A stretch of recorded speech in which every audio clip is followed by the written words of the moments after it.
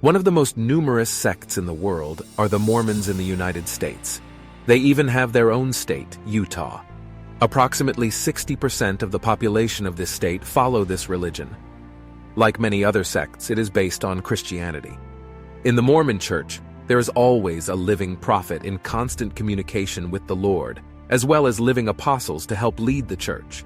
Mormons are known for their practice of baptizing dead people without their consent and wearing ritual underwear.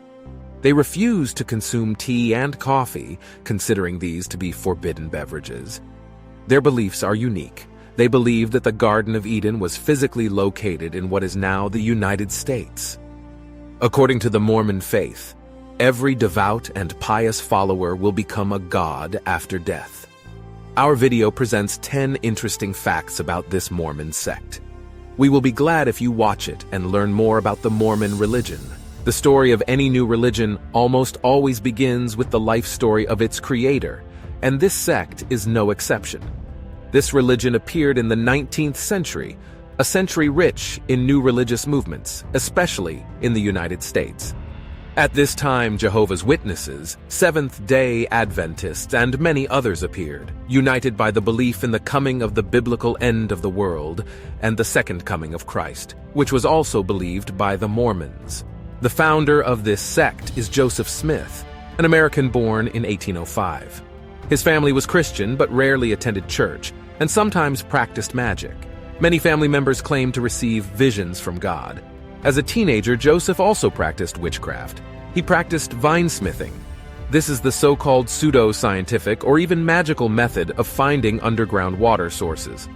A person walks around with two sticks that supposedly cross when water is detected. In reality, this is just trickery and quackery. He was doing it for money, thus making money from it. In addition, he claimed that he could find hidden treasures hidden underground. To do this, he used a hat and some magic stones, leaned tingling his face and thus helping gullible fellow citizens to find treasure. At that time, there were many people in America practicing such methods, and many really believed in these practices. Smith was just one of many, and eventually faced disgruntled customers who accused him of fraud and sued him. When Joseph Smith was 14 years old, he once found himself in the woods where he was enveloped by an invisible force and led to a clearing. There, two luminous entities appeared to him, who turned out to be none other than God and Jesus Christ. Jesus told Smith not to join any existing sects, for they had all fallen into heresy and preached lies instead of the Word of God. Smith was told to wait and prepare to become a new prophet who would restore the true Church of Christ and bring the restored and true gospel to the world. In addition, his sins were not forgiven, and he waited for his calling. A few years later, a divine entity appeared to Moroni again. This time it was an angel named Moroni. He told Smith that buried in the neighborhood, in a hill, was an ancient artifact, a book in the form of thin gold plates that was a chronicle of the life of the people God had led out of Israel 600 years before the birth of Jesus Christ. Their journey, with God's help, took them to the shores of North America where they settled.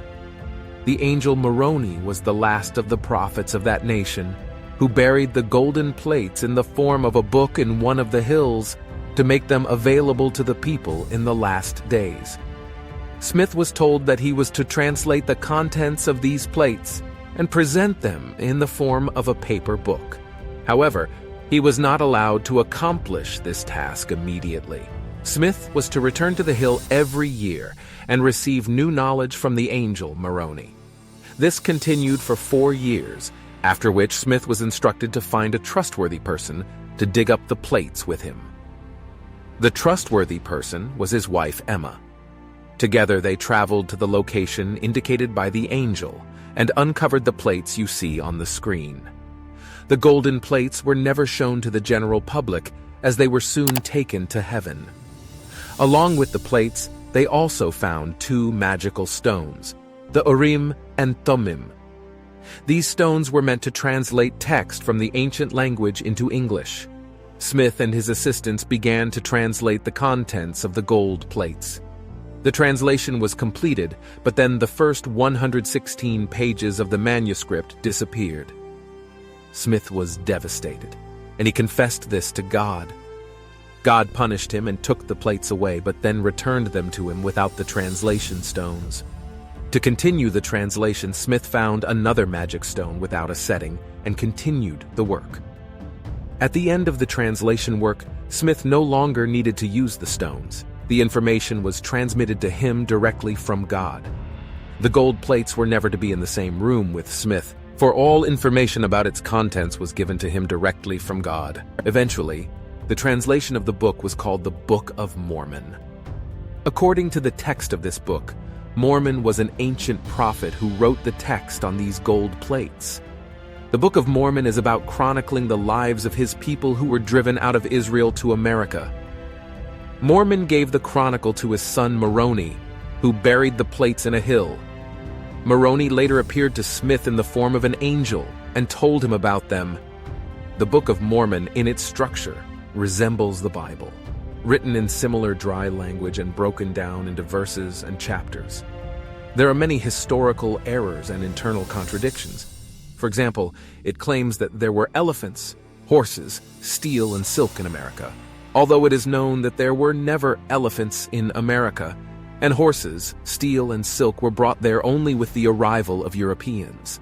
Mormons are aware of these inconsistencies, but that doesn't stop them from believing the book to be true. It talks about God's interactions with people, various instructions on how to live a good life, etc. It also tells us that the ancient Israelites sailed to America and settled there 600 years before Christ was born. These people are the lost tribe of Israel that the Bible talks about. In America, they divided into two nations, the Nephites and the Lamanites. Jesus Christ came to America sometime after his crucifixion and for 3 days preached his teachings there, healed the sick, and performed miracles. Afterward, he went back to heaven, but the Nephites and the Lamanites began to fight each other, and as a result, the Nephites were exterminated. By the way, Mormon was the prophet of the Nephites specifically, while the Lamanites were cursed by God for their sinfulness, and as punishment, he made their skin color dark. According to Mormon doctrine, American Indians are descendants of the sinful Lamanites who were cursed by God. But embracing the Mormon faith was supposed to make their skin white again. The Book of Mormon, according to Smith, is a supplement to the Bible in places where the two books contradict each other. They suggest that the Book of Mormon should be favored because it is newer. However, after the translation, the gold plates were returned to heaven, and it is certainly impossible to authenticate the Book of Mormon. In the first few pages of the Book of Mormon is what is known as Testimony 3, in which 3 men, Martin Harris, Oliver Covell, and David Whitmer, confirm that they have seen the plates and received a message from God that the plates are real. Introduction to the reality. They saw the plates themselves. There is also another later Testimony 8 inches in which 8 people, all of whom were relatives of Smith, confirm that they saw the plates in person and were even able to touch them. Half of these 8 people also subsequently left the Mormon church or were expelled, but that's not all. Mormons claim to have left the religion, yet none of them have openly denied their words or stated that there are in fact no wafers. However, it is logical to assume that since one has left a religion, one no longer believes in what it preaches, and naturally one no longer believes in the Book of Mormon. But the bottom line, of course, is to realize that any religious faith is based on feelings and emotions, not logic. And to be sure that the Book of Mormon is true, you just have to read it from beginning to end. And then you should have the insight and understanding, the feeling that it is all true. But if you don't get that insight, well, it's your own fault. There's something wrong with you. That's the way any religious faith works. The Book of Mormon contains a prohibition against the use of alcohol and tobacco. It also forbids the drinking of hot beverages. There are ultra-Orthodox Mormons who do not even drink warm water. However, the mainstream congregation in the Mormon Church interprets this prohibition only as a ban on tea and coffee. That said, other beverages containing caffeine, such as energy drinks, can be drunk. You can also drink herbal tea or hot water with lemon. There is no prohibition on this. All Mormons always wear special ritual white underwear, except for the soul, of course. It symbolizes purity and union with God. Interestingly, only the Mormon Church itself can produce such underwear, and it has a monopoly on this production, thanks to which it earns billions of dollars annually. Mormons believe in the Trinity but interpret it differently than other religions. They also believe that there are many gods, just as there are many universes. Each universe has its own god, and Mormons worship only the God of our universe. Interestingly, according to their teachings, if a person leads a godly earthly life, after death they too become a god, but they do not become equal or superior to the God they worship. God is exalted whenever a Mormon is exalted. However, the devout Mormon also becomes a god and gets his own universe on which he can do whatever he wants. He can create his own planet for the people he created to live on. This religion offers really good rewards to its followers. Mormons believe that God also has a body of flesh and skin, and that he is physically on a planet called Kolob. However, in doing so, he can be everywhere at once at the same time. God is the Father of all human souls in the literal sense, meaning that all humans are created in him and they are brothers and sisters to each other. Jesus Christ is also the brother of all men. Also, a true Mormon should have at least a few months' worth of food in his home because, as we remember, the apocalypse can happen any day, and one should always be prepared for it. Joseph Smith found his first followers while writing the Book of Mormon. As soon as it was published and began to be sold, more and more people began to come to him. He and his associates founded a church, which he called the Church of Jesus Christ of Latter-day Saints. That is how Mormons officially call themselves. In general, the name Mormons was originally disparaging, and it was used by those who treated them badly. Mormons themselves did not call themselves that. But over time, the negative coloring of the name disappeared, and they treat it tolerantly. Mormon doctrine was very popular, so new people came all the time. However, the authorities and people in the states where they were based eventually began to hate Mormons and drove them out. We won't go into details, but just to summarize, for the first 30 years after the founding of the church, Mormons were constantly forced to change locations.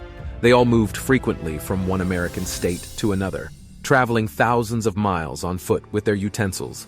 These were mostly the central states of the United States. They founded entire Mormon towns, only to abandon them again after another conflict with the authorities. Joseph Smith, by the way, was the mayor of one such town. However, it resulted in his death. Briefly, the story sounds like any religious organization should. The Mormon Church began to splinter. Smith's former associates were dissatisfied with some of his statements and rules, so they created a newspaper in which they wrote negative articles about him. Smith, being the mayor of the town, ordered his soldiers to destroy the printing plant where this newspaper was printed. State authorities eventually ordered his arrest and he was imprisoned. He was awaiting trial for destroying the printing press. Joseph Smith sat in a cell with his brother and a few other cronies.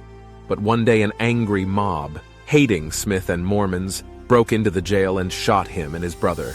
Thus ended Joseph Smith's life. Mormons consider him a martyr. After his death, the prophet became his closest associate, Brigham Young, who eventually led the wandering Mormons across the United States to the state where they settled permanently. This is the territory of the modern state of Utah. At that time, it was not yet a state and was not part of the United States at all. It was the territory of Mexico. Practically no one lived there, so no one touched the Mormons. However, the U.S. wrested this territory from Mexico in the war, and later Utah was annexed to the United States. The main center of Mormonism is Salt Lake City, where their main temple is located. 60% of the state is Mormon. In the very early days of Mormonism, polygamy was allowed there.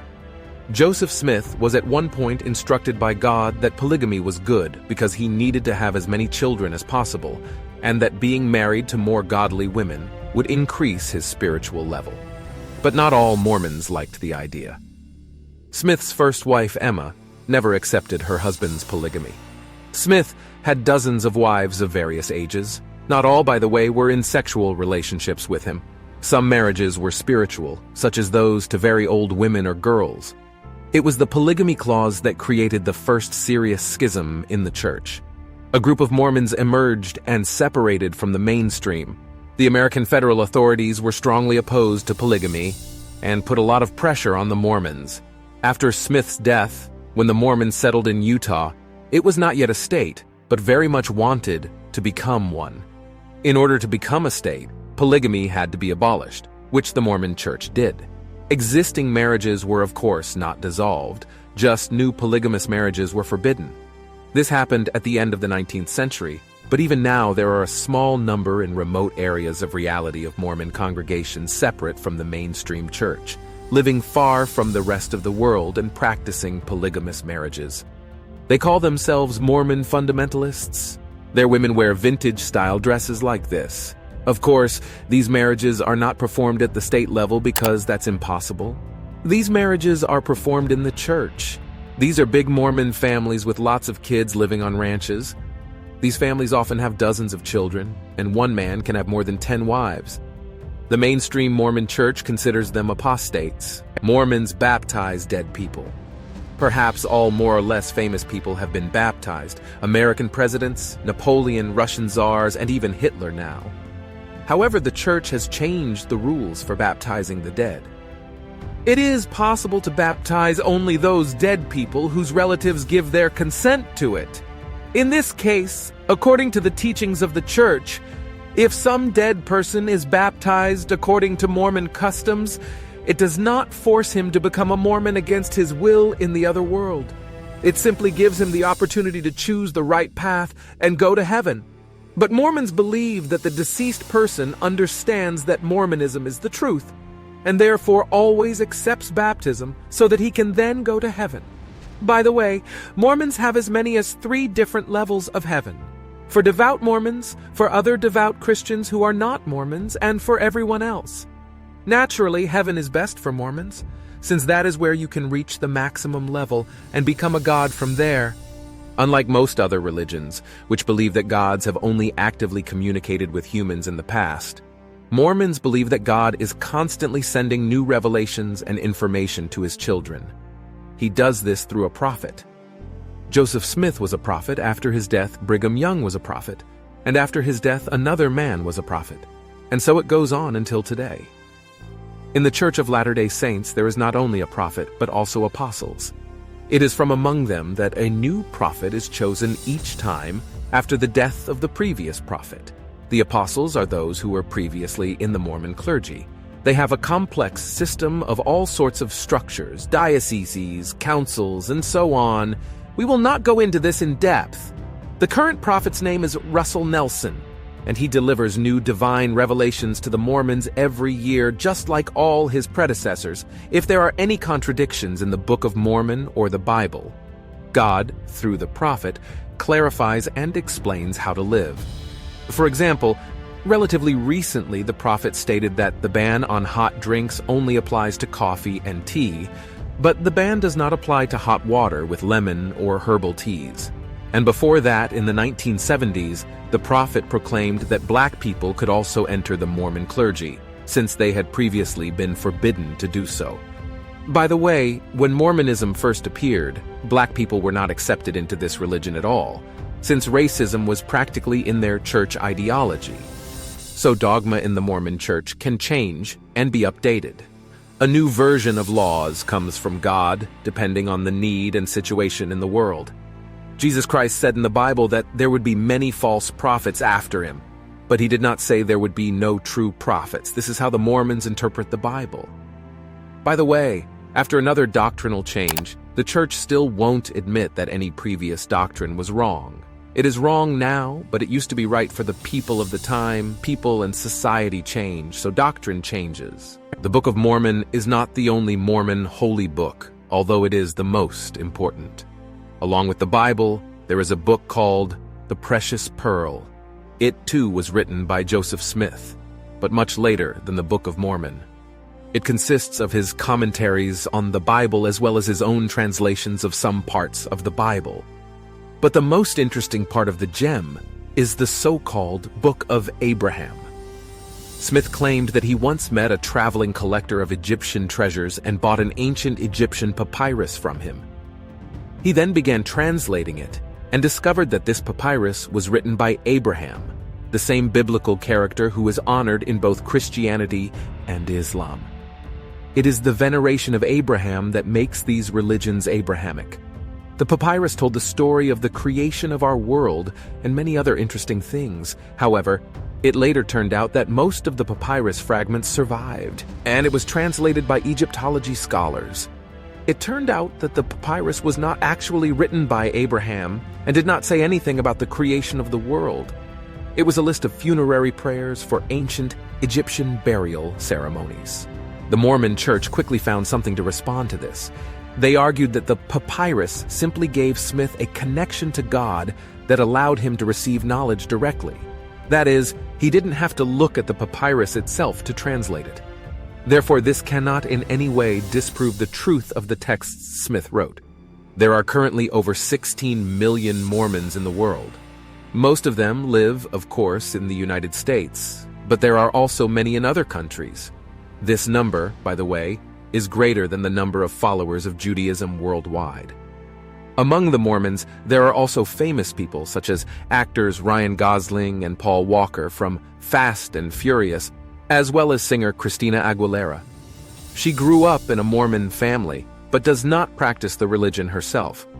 Mormons can also be found in large numbers in the U.S. government, as well as among the owners of large businesses.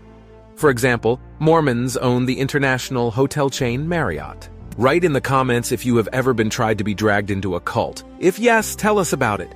I read all comments, and they really help promote the video. So write at least something. And to continue the topic, I suggest you check out my other videos about cults. The links will be right on the screen. Put likes, subscribe to the channel, and click on the bell. Bye!